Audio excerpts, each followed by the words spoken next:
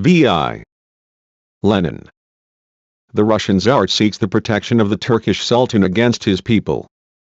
Published, Proletary. Number 7, July 10, 1905. Published according to the text in Proletary. Source: Lenin Collected Works, Foreign Languages Publishing House, 1962, Moscow, Volume 8, pages 569-573.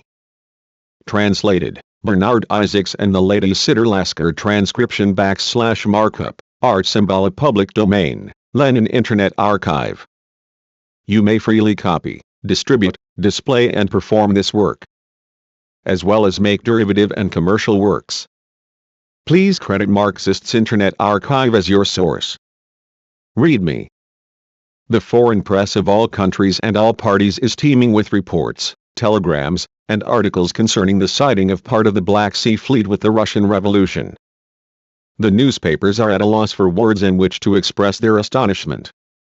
They find no terms strong enough to describe the disgrace which the autocratic government has brought upon itself. The peak in this disgrace was the Tsarist government's appeal to Romania and Turkey for police assistance against the mutinous sailors. Here is proof positive that the Turks within are a greater menace to the Russian people than all the Turks without. The Sultan of Turkey is to protect the Tsarist autocracy from the Russian people. The Tsar cannot rely on Russia's armed forces, and so he begs other powers for help. Better proof of the utter bankruptcy of the Tsarist regime can hardly be imagined. Better material to make the soldiers of the Russian army see the role they are playing could hardly be found. Observe what the Times of July 4, New Style, writes editorially. It should be noted that this is one of the most affluent and best-informed newspapers in the world, and that this mouthpiece of the conservative English bourgeoisie finds even our Osvobozdany liberals over-radical, sympathizes with the Shapovians, etc. In a word, no one can possibly suspect it of exaggerating the strength and importance of the Russian Revolution. The impotence of the Russian government at sea, writes the Times, receives a striking illustration from the note it is stated to have sent to the Porte, that is, to the Turkish government and to the government of Romania. This document of the Russian government calls upon the governments in question to treat the mutinous sailors of the Russian fleet as common criminals, and warns them that should they act otherwise international complications may follow. In other words, the government of the Tsar is stooping to beg the Sultan of Turkey and the King of Romania to be good enough to do for him the police work which he is no longer able to do for himself. Whether Abdul Hamid will condescend to give him the required assistance or not remains to be seen. So far the only result of the mutiny upon the Turkish authorities has been to induce them to exhibit unusual vigilance, and the first exhibition of it has been that they fired a blank shot across the bows of the Russian guard ship on Saturday, when she was entering the Bosporus. After dark with the Russian ambassador on board. They would hardly have asserted their watchfulness in that fashion 12 months ago. The government of Romania rightly ignored the demand that the mutineers should be treated as criminals, as was to be expected from the rulers of a self-respecting nation. They issued orders that the mutineers were not to be furnished with coals or provisions, but they informed the 700 sailors on board the Nyas Potemkin that if they choose to land they will be treated only as foreign deserters. And so the Romanian government does not in the least side with the revolution. Far from it. Yet it has no desire to stoop to police service for the universally hated and despised Tsar of all the Russias. It refuses the Tsar's request. It acts in the only way the government of a self-respecting nation can act. That is how the Russian autocracy is now spoken of in Europe by those who only yesterday fawned on the great and mighty monarch. Now comes confirmation in the German press as well of this new, unheard of disgrace of the autocracy. A report telegraphed to the Frankfurter Zeitung from Constantinople under date of July 4, NS states, the Russian ambassador Zinoviev handed a note yesterday, to the Turkish government from the St. Petersburg cabinet stating that about 400 Russian seamen, after sinking a cruiser, had been picked up the day before yesterday by an English merchant vessel bound for Constantinople. The Russian ambassador demanded of Turkey the detention of the steamer during its passage through the Bosporus and the arrest and extradition of the mutinous Russian seamen. That evening the Turkish government called a special meeting of the Council of Ministers which considered the Russian request. Turkey replied to the Russian embassy that she was unable to comply, since according to her international obligations Turkey had no right to exercise police power on a steamer sailing under the English flag, even when the steamer puts into a Turkish harbor. Besides, there existed no extradition treaty between Russia and Turkey.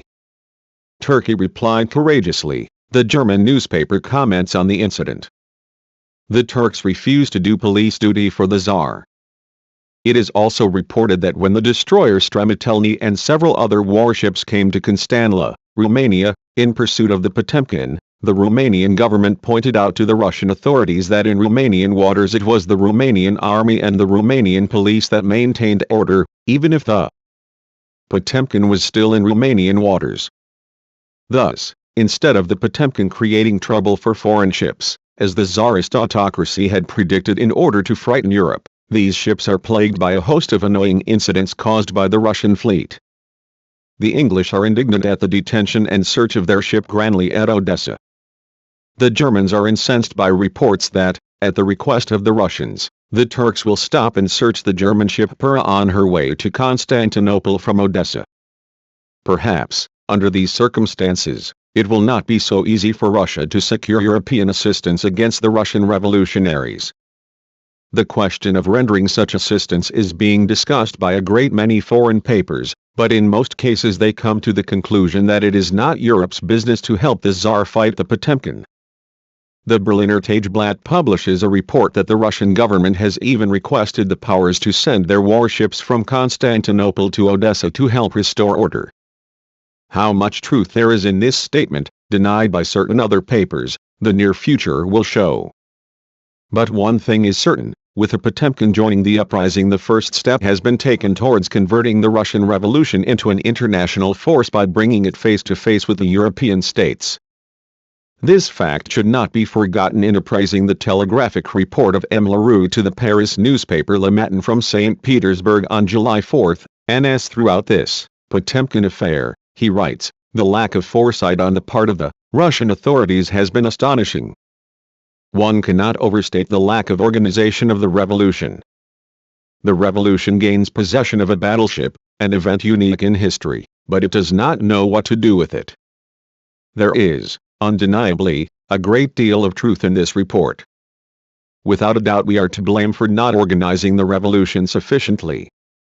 We are to blame that certain social democrats are but faintly conscious of the fact that revolution must be organized, that the uprising must be included among the urgent practical problems, and that the necessity of a provisional revolutionary government must be stressed in our propaganda. We revolutionaries deserve the criticism now leveled at us by bourgeois writers for our poor organization of revolutionary functions. But whether the armored cruiser Potemkin deserves this reproach we do not venture to say. Perhaps it was the deliberate aim of the crew to show themselves in the harbor of a European power? Did not the Russian government keep all news of the events in the Black Sea Fleet from the people until the Potemkin had freely entered the waters of Romania? In Romania the revolutionary battleship delivered a proclamation to the consuls with a declaration of war on the Tsarist fleet and a statement to the effect that it would commit no hostile acts against neutral ships. The Russian Revolution has declared to Europe that a state of open war exists between the Russian people and Tsarism. By doing so the Russian Revolution has actually made an attempt to speak in the name of a new, revolutionary government of Russia. Undoubtedly, this is merely a first, feeble attempt, but, as the saying goes, the first step is always the hardest.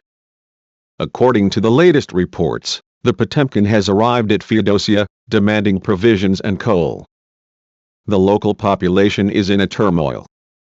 The workers demand that the request of the revolutionary battleship be granted. The municipal council decided to refuse coal, but to supply provisions. The whole of South Russia is agitated as never before. The number of victims of the civil war in Odessa is estimated at 6,000. Telegraphic reports speak of the shooting of 160 insurgents by court-martial, and of an order from St. Petersburg to give no quarter. But the troops are powerless. The troops themselves are unreliable. In the factory suburbs of Odessa the turmoil has not subsided. Last night, July 4th to 5th, NS 35 people were killed. By order of the Governor-General, many of the troops have been withdrawn from the city following the discovery of a serious lack of discipline among them. In Nikolaev and Sevastopol, disturbances arose in the government arsenals. 13 people have been killed at Sevastopol. Peasant uprisings have broken out in 5 uyezds of Kherson gubernia. Nearly 700 peasants were killed in the last 4 days. A life-and-death struggle between the people and the bureaucracy has apparently begun, says a telegram from Odessa to London dated July 5, NS. Yes, the real struggle for freedom, the life-and-death struggle, is only beginning. The revolutionary armored cruiser has not said its last word yet. Long live the Revolutionary Army. Long live the revolutionary government. Notes. It is said that there are no ratings on the Stremitelny. Its crew consists almost entirely of officers. The aristocracy against the people. Lenin.